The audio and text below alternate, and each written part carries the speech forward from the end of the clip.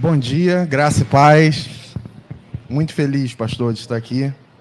Eu queria, então, rapidamente, convidar você a abrir a sua Bíblia em Mateus, capítulo 9, de 35 a 38, que diz o seguinte: Jesus andava por todas as cidades e todos os povoados da região, ensinando nas sinagogas, anunciando as boas novas do reino e curando todo tipo de enfermidade e doença. Quando viu as multidões, teve compaixão delas, pois estavam confusas e desamparadas, ou aflitas, como ovelhas sem pastor. Disse aos discípulos: a colheita é grande, mas os trabalhadores são poucos. Orem ao Senhor da colheita, peçam que ele envie mais trabalhadores para os seus campos. Oremos mais uma vez. Senhor, obrigado pela tua santa e bendita palavra. E agora te peço, Senhor, iluminação do teu Espírito, para que possa comunicar com fidelidade e que possamos sair daqui edificados pelo poder da tua palavra. É a minha oração em nome de Jesus. Em tempos de guerras, como nós estamos vivendo, pandemias, carecemos urgente de uma igreja que proclame o evangelho de amor, de misericórdia, de paz, de justiça, mas não só que proclame, mas que vivencie isso na prática, como o pastor Henrique já citou aqui na introdução do culto. Timóteo Carricker, né, ele tem um livro chamado O que é Igreja Missional.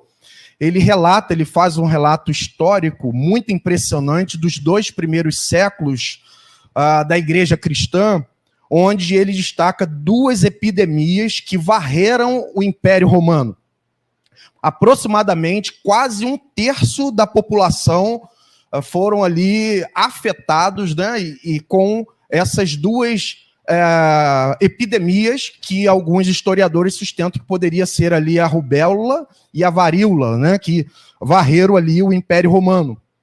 Outros historiadores, eles vão contar esse relato, trabalhando esse contexto de grande perseguição para a igreja cristã e com esse contexto de doenças, de lutas e batalhas que eles estavam vivendo. Eles contam o relato do próprio imperador, que um comentário do imperador na época da atuação, que ele estava perplexo com a atuação dos cristãos naquela época, diante daquela epidemia.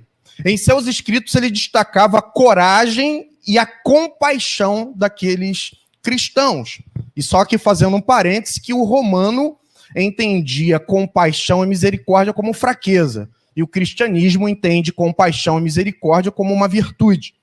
E ele, perplexo diante daquilo, porque os cristãos estavam atendendo não só aqueles que faziam parte da sua comunidade de fé, mas também os familiares e as pessoas que eram abandonadas ali das províncias do Império Romano. Então isso deixava aquele imperador perplexo por ver os cristãos que muitas vezes, ao cuidar desses doentes abandonados pelos seus familiares, contraíam a doença e muitos cristãos morriam por causa disso.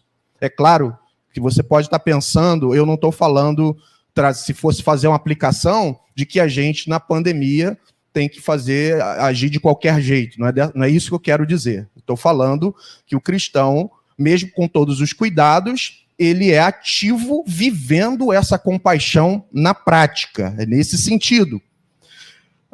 Faziam isso, talvez, e com certeza, porque eles entenderam a mensagem e a missão de Jesus.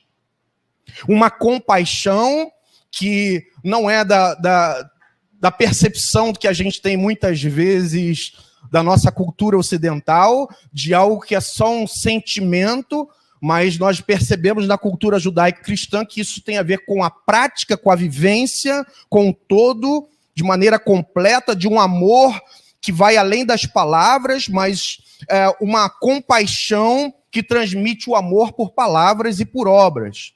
Né? Então, no texto que a gente acabou de ler, né, o evangelista Mateus, Depois de, se você olhar o contexto anterior, ele discorre sobre a dinâmica da vida missionária de Jesus e parece que aqui ele faz uma pausa nesses versículos que acabamos de ler e ele faz um resumo da atividade missionária. Então, tudo que ele trabalha anteriormente parece que aqui ele sintetiza nesses versículos e mostrando qual era a ação, a atividade prática de palavras, de obras, de vida, de missões em Jesus Cristo. E no contexto dessa narrativa, a gente encontra como centro aqui o amor compassivo de Jesus e que esse amor o impulsiona para essa prática missionária. Só lembrando aqui o sentido dessa palavra-chave aqui no meio desse texto, a palavra compaixão, que a gente está trabalhando aqui no mês de missões, a palavra compaixão no sentido ali original, ela tem a ver com as entranhas, tem a ver com... E outro parêntese aqui abrindo, como a cultura judaico-cristã é diferente, às vezes, da nossa cultura ocidental, que às vezes a gente trabalha amor, né, compaixão, como só um sentimento, né, sem envolver de algo separado do corpo, vamos dizer assim, isso está ligado à alma.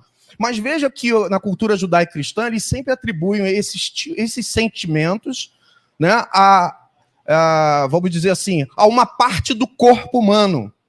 Por exemplo, quando o texto fala assim, povo de dura cerviz, o que ele está falando? Nuca. Então, ou seja, está trabalhando uma parte do corpo, mas que está falando de uma situação de... O que seria dura cerviz? O que é esse povo que não se dobra, né? Então, trabalhando uma ideia aqui a partir do corpo. Então, aqui, a compaixão também tinha a ver com as vísceras, com o intestino, pulmão, coração, daí a ideia do coração, né, como ali uma parte fala do amor, dessas questões. Então, para o hebreu, pulmão, fígado, essa parte. Mas, pastor, o que significa? O que poderíamos resumir? Significa uma dor interior, uma dor que te move, ou sentir aquilo que o outro está sentindo.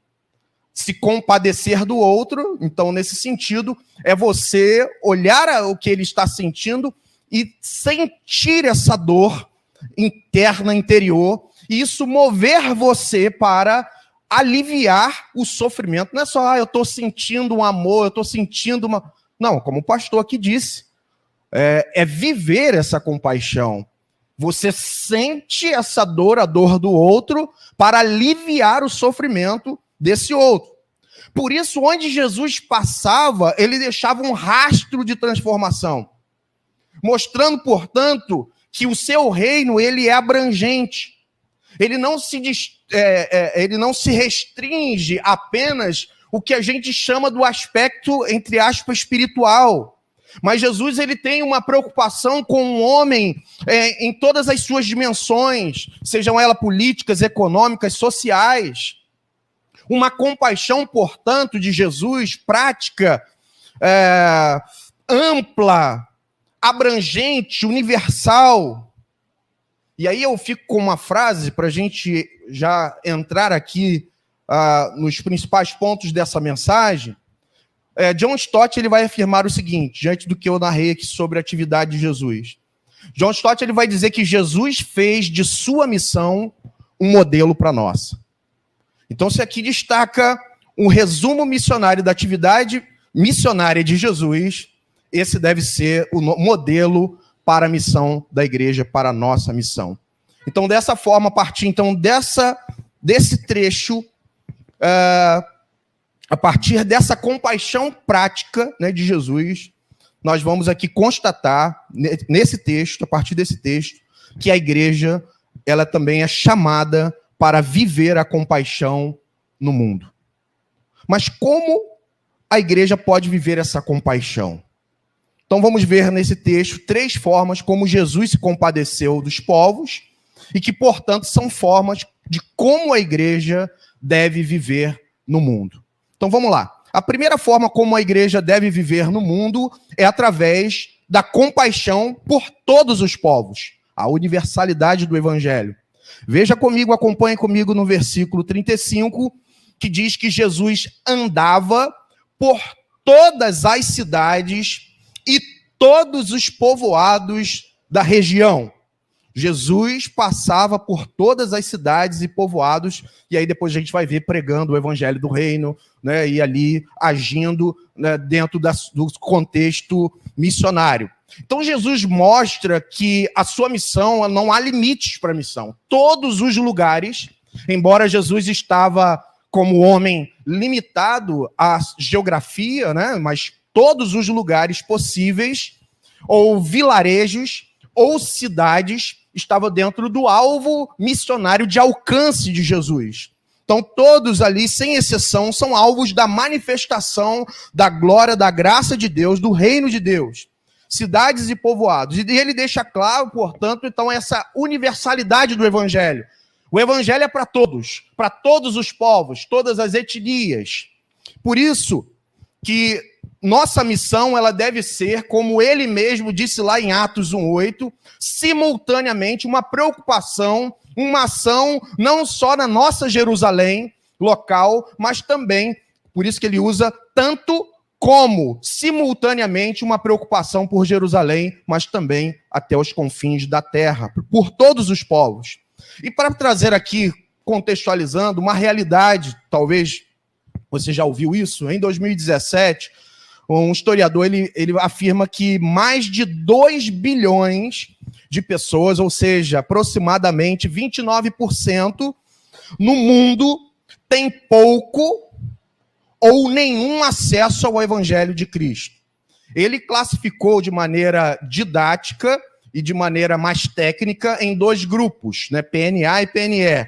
Né, povos não alcançados e povos não engajados. Né? O que são os povos não alcançados? Quando a gente fala povos não alcançados dentro da missiologia, são grupos com menos de 2% de cristãos evangélicos. Então, são regiões que são pouco evangelizadas, que têm uma porcentagem muito pouco. Então, a gente chama de não alcançados.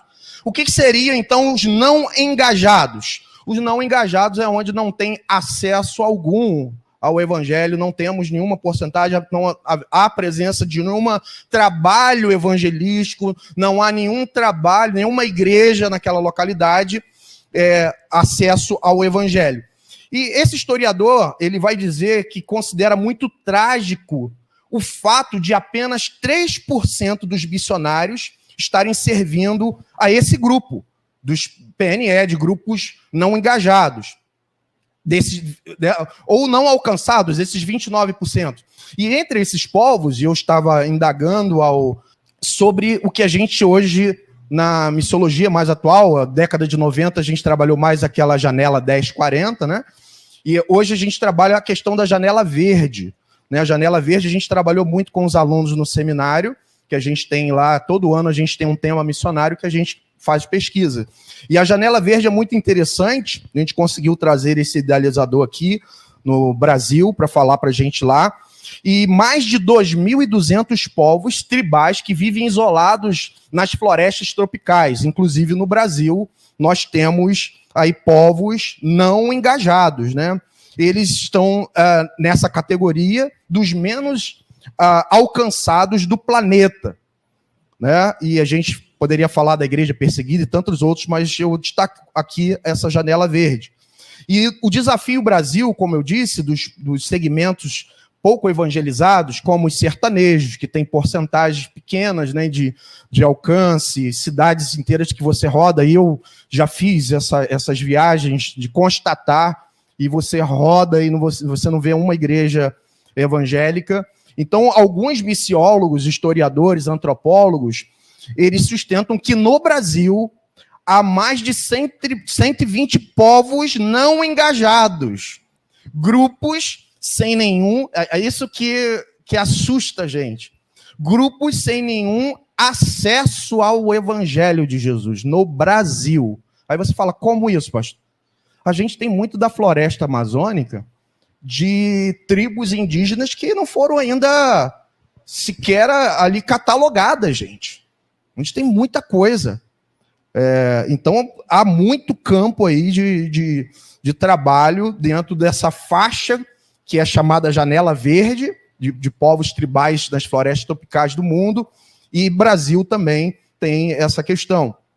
Poderíamos aqui ficar falando de muitas coisas, como eu disse, do Nordeste, mais de 8 mil assentamentos sem a presença de igreja, diversas cidades com menos de 5% de crentes. Mas o que acontece? Um dia a gente foi alcançado por outros povos, mas agora fechamos os nossos olhos para os povos que estão marginalizados sem Jesus Cristo. Se Jesus se preocupava, e o pouco tempo que ele estava no mundo, ele passava por todas as aldeias, povoados, cidades, inclusive na aldeia dos samaritanos, onde os judeus, quando tinham que fazer uma viagem, pulava essa parte, porque nós não nos preocupamos, somos tão egoístas e pensamos só nas nossas necessidades, e não estamos pensando nesses povoados, nessas situações, nessas cidades que necessitam do Evangelho. Deus está te chamando, Deus está nos chamando essa igreja a essa compaixão pelos povos, pelas cidades, por esses povoados, por essas tribos que ainda não ouviram o Evangelho de Jesus Cristo.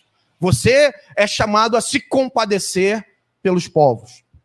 A segunda forma como a igreja deve viver no mundo é através da compaixão pelas necessidades sociais dos povos. Então, veja, primeiro, a compaixão por todos os povos, né? Não há discriminação por um grupo ou outro, todos estão dentro do alvo do alcance do Evangelho, precisam do Evangelho, mas também, segundo, uma compaixão pelas necessidades sociais dos povos. Veja comigo ainda no versículo 35, o que diz: Jesus andava por todas as cidades e povoados da região, ensinando nas sinagogas. Três coisas aqui, ó. Ensinando nas sinagogas, anunciando as boas novas do reino e curando todo tipo de enfermidade e doença. O que Jesus realizava nessas cidades e povoados? Qual era a atividade? O que ele fazia? Como disse na introdução, parece que Mateus aqui está resumindo, sintetizando o que Jesus realizava.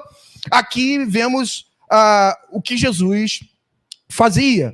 Nessas atividades, percebemos a abrangência do reino de Deus sinalizado por Jesus Cristo. Em cada oportunidade que Jesus tinha, ele revelava o poder de Deus e a chegada transformadora que causa impacto na vida das pessoas, na sociedade, do reino de Deus.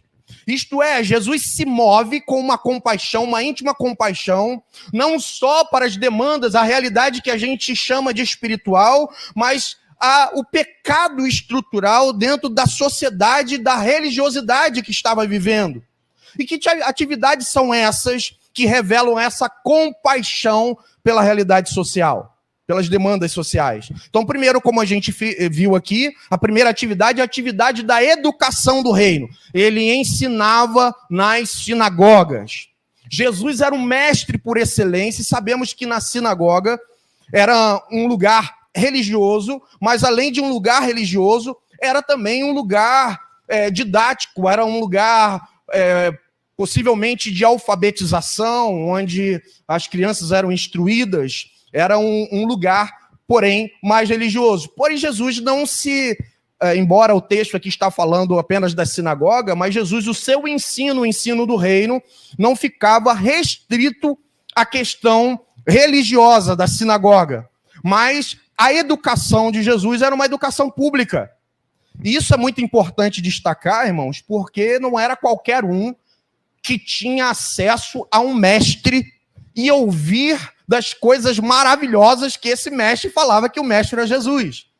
Isto é, algumas pessoas vão sustentar que Jesus democratizou o ensino em sua época, porque ele falava abertamente como um grande rabino, a população carente, todas as pessoas poderiam ouvir um grande mestre, porque Jesus estava ali. E lembrando novamente daquela palavra do John Stott, Jesus fez de sua missão um modelo para a nossa.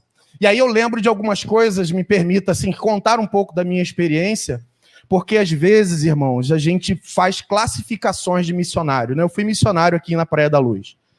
Mas às vezes a gente não se dá conta de que a gente vive situações aqui de maneira local, que aquele missionário que está lá na África, está na Ásia, conta aqueles relatos, a gente fica, puxa, mas às vezes vai um missionário da Praia da Luz, que Praia da Luz é aqui do lado, né? Então a gente acaba não dando muita atenção às coisas que acontecem. Mas assim, eu vivi, se na época, eu fiquei 12 anos lá, se na época eu tivesse um celular para gravar as coisas, irmãos, olha, vocês ficariam assim impressionados de tudo que eu experimentei e vivi como missionário naquele lugar. E aí lembro nessa parte do evangelho do reino, do que Jesus fazia, promovendo educação, promovendo um cuidado integral relacionado às pessoas, a preocupação dele era com o todo.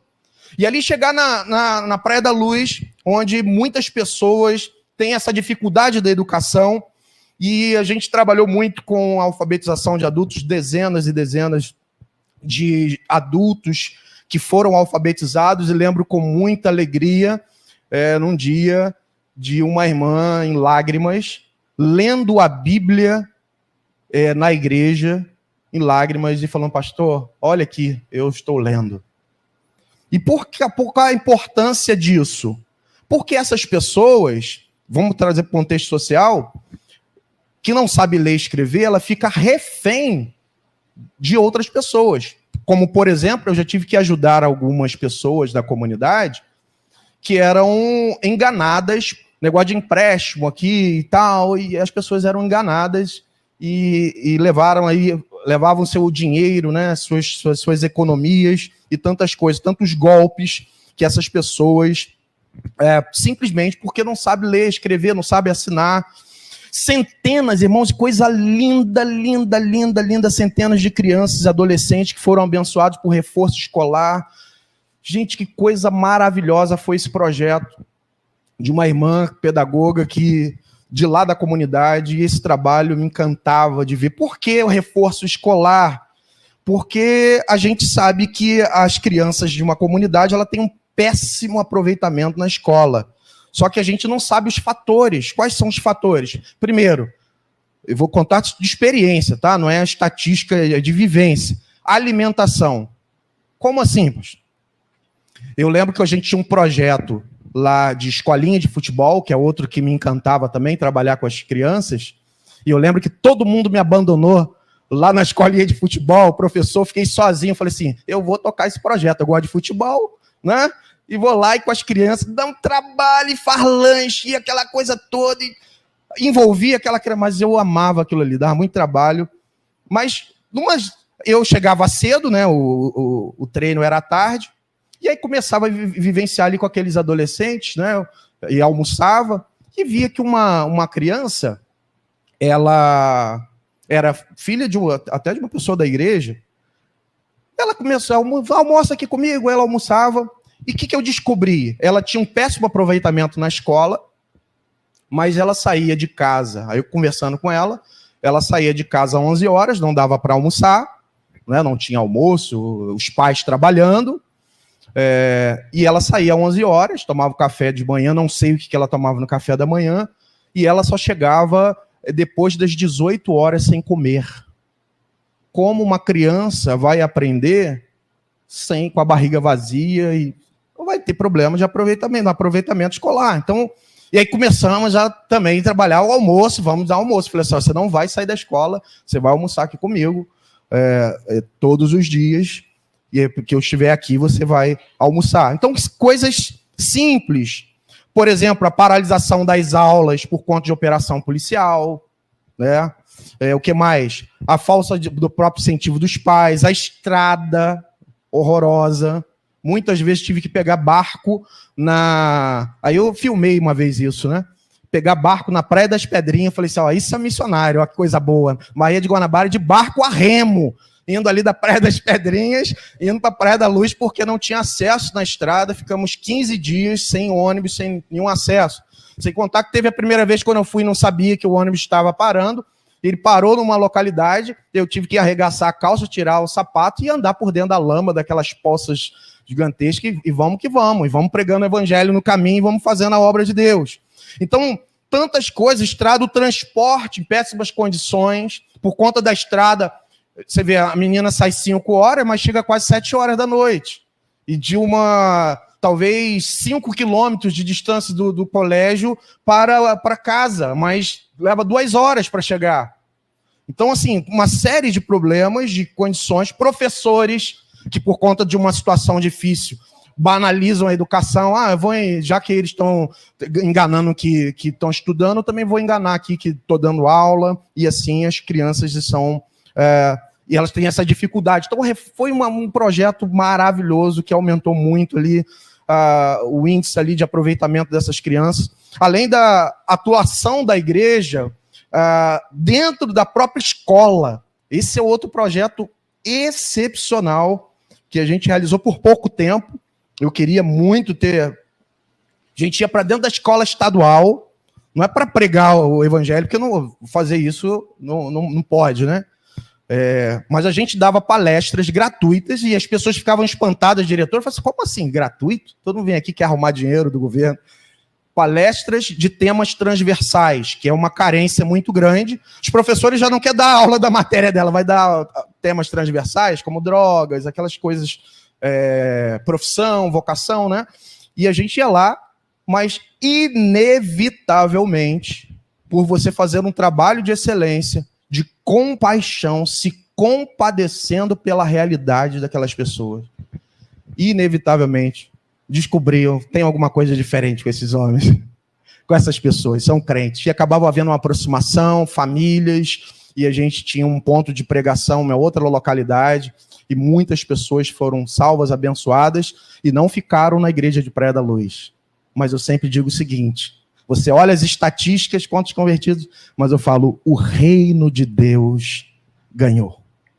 Porque a gente trabalha para o reino de Deus, de maneira abrangente. Louvado seja o nome do Senhor. Então, a atividade do ensino do reino e a atividade, em segundo lugar, da pregação do reino. Diz aqui que ele pregava as boas novas. Jesus era o arauto, anunciava as boas notícias. A boa nova, esse termo evangelho, boa nova, era uma palavra, não é uma palavra religiosa, era uma palavra muito utilizada em contexto de guerra. Quando alguém dominava uma província, um imperador, e conquistava aquela terra, ele pegava um arauto, alguém para ir na cidade e declarar que eles venceram, levam as boas notícias da guerra, que nós vencemos a guerra, nós vencemos, nós conquistamos. Então essa boa notícia de que Jesus é vitorioso, ele venceu a morte, ele venceu o inferno, ele venceu o diabo. E essas boas notícias, Jesus está anunciando que ele é aquele que Isaías já profetizava. Mas, infelizmente, quando a gente fala dessa atividade da pregação, hoje a gente tem muita transferência de responsabilidade. A gente coloca essa tarefa da proclamação do evangelho, da pregação, da evangelização, como tarefa para pastores e missionários de carreira, a elite da igreja. E nos contentamos, embora isso é importante e vital, isso também faz parte do nosso trabalho missionário, que é orar, que é ofertar, que é mobilizar, tudo isso faz parte, mas às vezes a gente acaba colocando a atividade da pregação, a atividade da evangelização para uma elite missionária e você se exclui. Não, isso aqui é para o pastor Henrique, para a liderança, eu vou só ficar orando e contribuindo. Não, é para você. Já dizia Charles Spurgeon, todo cristão ou é um missionário ou é um impostor. Você é um missionário, você é um discípulo de Jesus, que é chamado a fazer discípulo. Você é um discípulo chamado a pregar o evangelho a toda criatura. Lembro-me das centenas de cultos nos lares que fazíamos também lá na Praia da Luz. Às vezes, após o culto da manhã, na época só tinha um culto da manhã, a gente saía à tarde e realizávamos, às vezes, 4 cultos nas casas. E nesse momento em que eu despertava ali os irmãos, mesmo com dificuldade, lá a gente tem essa questão da educação, né, dificuldade de formação, mas eu colocava aqueles irmãos para transmitir de maneira simples o evangelho simples de Jesus Cristo. É claro que à medida que eles vão crescendo, desenvolvendo, tem que ampliar esse conceito, nós temos que treinar também e dar ferramenta a esse povo, mas eu colocava o povo para pregar, para evangelizar, discipulava alguém. Lembro de um adolescente que eu discipulei e falei assim, você precisa fazer a mesma coisa com outras pessoas. E esse jovem levou a risca e começou a discipular o seu avô. Eu fiquei muito contente com aquilo. Pastor, eu estou fazendo o mesmo espaço lá com meu avô e vendo o avô dele indo na igreja e ele acompanhando. Eu falei assim, amém, glória a Deus. Reproduzindo, isso é para a igreja. É um chamado para todos, das boas novas, para todos o povo de Deus, o sacerdócio universal de todos os crentes. Atividade, tem que terminar, da sinalização do reino e curando todas as enfermidades e doenças. A cura não tinha apenas aqui, como a gente vê a cura, Jesus curando todas as enfermidades e doenças, ela não tinha apenas um caráter de trazer bem-estar para aquela pessoa, para o corpo. Até porque algum dia aquela pessoa certamente ia morrer de alguma doença, né? Então, o que representava o milagre dentro do contexto da atividade missionária de Jesus? Eu separei 4 coisas. Primeiro, ela tinha um caráter pedagógico escatológico, ou seja, Jesus ensinava com a cura como uma amostra grátis do que viria na eternidade. Ou seja, quando ele ressuscita Lázaro, ele está dizendo, veja como o Filho do Homem tem poder sobre a morte e como será na eternidade. Porque Lázaro depois morreu, né, gente?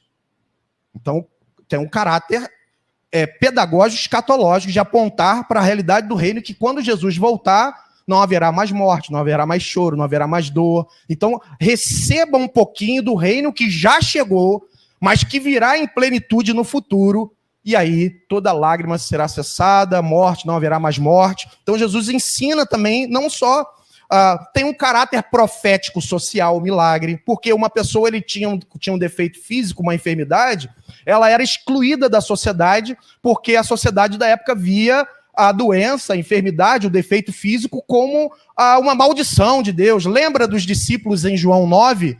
Quem é que pecou, Senhor? Foi o pai? Foi ele? Para ele estar cego nessa situação? Tanto é que ele não tinha acesso a uma sinagoga, ele não tinha acesso à Torá, ele não tinha acesso à religião, ele era excluído. E muitos, quando a gente vê um cego, alguém aqui na Bíblia, ou aquele coxo, ele está mendigando, porque ele está excluído completamente. Então, quando Jesus cura alguém, há um caráter também profético, social, de inserção daquele indivíduo novamente à sociedade, trazendo dignidade àquela pessoa. Tinha também um caráter do bem-estar pessoal, é óbvio, né? Não só físico, mas emocional, porque a pessoa era discriminada, e tinha um caráter, claro, da atuação, da autenticação divina. Veja o poder de Deus, veja que o Filho de Homem tem poder para ressuscitar os mortos. E as pessoas eram impactadas e se voltavam para Deus por causa do poder demonstrado por Jesus ali, quando ele curava uns enfermos. Eu lembro de uma situação que eu fui fazer uma visita a um colega de trabalho, o filho estava desenganado pelos médicos, e eu disse para ele, posso fazer uma visita lá? Pode sim. E a esposa dele estava chorando porque o médico já tinha constatado o filho não tinha mais jeito. E aí eu falei para ela, você crê, Deus é poderoso e tal. Fiz uma oração, fui embora. Anos se passaram. Ela me achou no Facebook. Ela falou, estava te procurando, pastor, mas não conseguia te achar. Te achei no Facebook. Eu queria te contar que você lembra disso? Eu falei, estou lembrando, sim. Então, naquele dia, o meu filho estava desenganado pelos médicos. Quando o senhor orou, depois que o senhor orou, o meu filho foi curado, saiu do CTI, foi recuperado. Milagrosamente ele está aqui, eu quero que ele fale contigo para você ouvir a voz dele, ele já está com tantos anos, mas mais, pastor, naquele dia eu entreguei a minha vida a Jesus, o meu marido também entregou a vida a Jesus, nós vamos nos batizar, nos casamos, vamos nos batizar e eu quero convidar o senhor para o nosso batismo. Eu falei, meu Deus, o poder de Deus que revela o Senhor, que é testemunho para a glória de Deus. Tudo o que fizerem, sejam por palavras ou por ação ou por obras, façam em nome do Senhor Jesus, dando por meio dele graças a Deus Pai, Colossenses 3,17. Terceira e última, a terceira forma como a igreja deve viver no mundo é através da compaixão pelas aflições dos povos. Ao ver as multidões, teve compaixão delas porque estavam aflitas e desamparadas como ovelhas sem pastor. Jesus olhava as multidões, mas ele conseguia considerar cada indivíduo com suas aflições, com suas dores. Ele via as necessidades integrais do ser humano. Não olhava apenas para a dimensão que a gente chama de espiritual, mas ele vê o todo. A salvação é para o homem todo. Como já descrevemos na introdução, Jesus teve compaixão, as suas vísceras se comovendo até o mais profundo do seu ser, sentindo a dor do próximo, sentindo a dor alheia. Era movido para aliviar o sofrimento dessas pessoas. Segundo o texto narrado por Mateus, essas pessoas estavam aqui aflitas e desamparadas. Essas palavras aqui, aflitas e desamparadas, os estudiosos dizem que poderiam ser assim, representavam cadáveres que eram vítimas de aves de rapina. Então imagina ali uma carniça, né, uma árvore, uma carniça e o urubu ali, né, ponto, as aves de rapina como vítimas. Então é mais ou menos o que descreve essas pessoas aflitas e desamparadas, essas pessoas que estão sendo vítimas de um sistema, sendo vítimas de uma religião, estão sem esperança, sem rumo de vida, sem um pastor, sem um guia, sem alguém para guiá-los à eternidade, guiá-los à vida abundante. E Jesus se coloca para ajudar e pastorear essa gente. Mais uma vez, só para... Estou ilustrando em cada ponto aqui as minhas experiências lá em Praia da Luz. Eu passei por muitas dificuldades. Inclusive, quase fui morto com minha família numa operação secreta policial. Estava passando e policiais à paisana entraram em confronto com o tráfico, né? O pessoal do tráfico. Eu estava na frente do carro da polícia e foi o bandido morrendo no capô do carro. Coisas de louco. E o carro estava com minha sobrinha, uma pessoa que me ajudava, o carro cheio. Com a minha família foi assim algo de terrorismo. Sem contar muitas vezes que eu tive que dormir na Praia da Luz por conta de operação, tive que dormir no culto lá, ser interrompido do culto e muitas coisas. Mas diante disso, uma pessoa me indagou e disse o seguinte: pastor, cara, por que você continua nessa situação? Você é tão estudado, preparado, você é preparado. Pô, você tem que ir para uma igreja. Eu fiquei ouvindo aquilo. Ok, a nossa mentalidade é essa. Mas eu respondi: eu sou movido pela compaixão de Deus para aquele povo. É isso que me move. A mesma compaixão que Jesus teve por mim, pecador, miserável, perdido. Ai de Jesus. Ai de mim se não fosse Jesus. E outra coisa, meu amigo. Eu não procuro a morte, eu tenho até medo, corro dela, eu estou dessas situações. Mas se tiver que morrer pregando o evangelho, que assim seja. Farei como muitos e muitos e muitos que, por conta do evangelho, sofreram. Compaixão que nos move. Há pessoas que estão marginalizadas como vítimas sedentas precisando de Jesus. Sabe o que me faz lembrar? O caso de Bartimeu. Ele gritava desesperadamente por compaixão. E sabe o que aconteceu? Eu fico conjecturando, pastor, e muitos o repreendiam. Será que não eram os discípulos também que estavam ali também repreendendo? Será? Muitos o repreendiam para que se calasse. Sabe por quê? Lembra que eu disse que o mendigo, alguém que tinha uma enfermidade, era marginalizado, era discriminado, né? Era maldito? Você acha que Jesus vai parar para um amaldiçoado? Jesus está indo para plantar o reino dele. Ele não vai parar. Ele não vai parar para uma criança. A criança não tinha voz. Ele não vai parar para uma criança, né? Como os discípulos querendo interromper. Ele não vai parar para um cego. Cristo estava na direção de instaurar o seu reino. Mas eles não entenderam que o reino de Deus é o governo, é a ação de reinar, é onde a vontade do Senhor é estabelecida, e a vontade de Deus é que o grito do desesperado e aflito seja ouvido, e não só seja ouvido, mas seja atendido nas suas necessidades espirituais.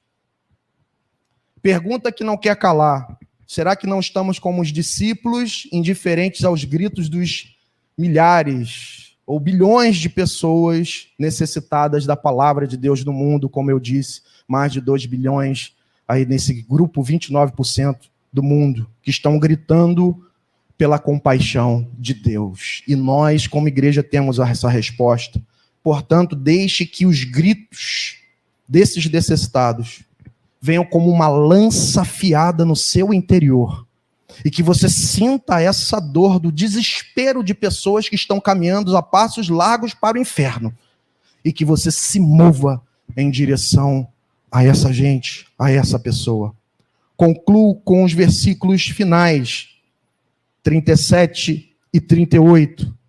A seara ou a colheita é grande, mas os trabalhadores são poucos. Peçam, pois, o Senhor da seara que envia trabalhadores para a sua seara. O desafio é grande demais. E os trabalhadores são poucos. E ainda mais quando a gente transfere responsabilidade para uma elite e se exclui da nossa tarefa. Hudson Taylor, muito conhecido de vocês, missionário inglês que viveu no final do século XIX, ele foi pioneiro na obra missionária lá no interior da China. Constantemente ele era indagado pelos pastores e líderes da época de como ele conseguia recrutar tantos obreiros, já que muitos obreiros morriam no campo, que era tão difícil. Fala, pô, o cara, como é que ele consegue? Tem gente morrendo e tem gente querendo mais para morrer? Não é possível. Qual é a fórmula? Do qual o Hudson Taylor deu 2 razões. Primeiro, uma simples. Não está aqui no texto. O que Jesus disse? Que são poucos trabalhadores. É verdade. Mas o que ele mandou falar depois, aqui logo na sequência? Ore. Peça a Deus para que envie trabalhadores. Ele vai responder. Então, o Hudson Taylor dizia, é orar e pedir ao Pai, é isso. Segundo, pela palavra. O Hudson Taylor saturava o povo, as pessoas, com a palavra de Deus, até que essas mesmas pessoas não tivessem mais desculpas para servir a Deus. Então, movidos pela oração que vamos fazer agora, e pela palavra que foi anunciada, despertando você a viver essa compaixão, que hoje, trabalhadores se apresentem para viver essa compaixão de Deus nesse mundo pandêmico de guerra, caótico e sombrio. Oremos. Senhor, nós te pedimos para que o Senhor desperte nessa manhã trabalhadores para a sua seara. Talvez nós não fomos chamados para um projeto longe, mas como diz Oswald Smith, talvez eu não fui chamado para pregar do outro lado do mundo, mas fui chamado a pregar e a demonstrar compaixão do outro lado da calçada, do outro lado da rua. Pai, então desperta esses missionários locais, esses discípulos de Jesus, para serem impelidos pelo teu Espírito e por essa dor em nossas entranhas, que não nos deixa sossegados, nos deixa inquietos, até que tomemos uma decisão e a direção do necessitado, daquele que está caminhando a passos largos para o inferno. Que assim seja. Eu oro por essa igreja e pelas igrejas espalhadas pelo Brasil e do mundo, que possamos cumprir o chamado. A missão que é de Jesus é modelo para a nossa missão. Que possamos viver a compaixão aqui nesse mundo. Em nome de Jesus que eu oro. Amém e amém. Obrigado, irmãos. Obrigado, pastor.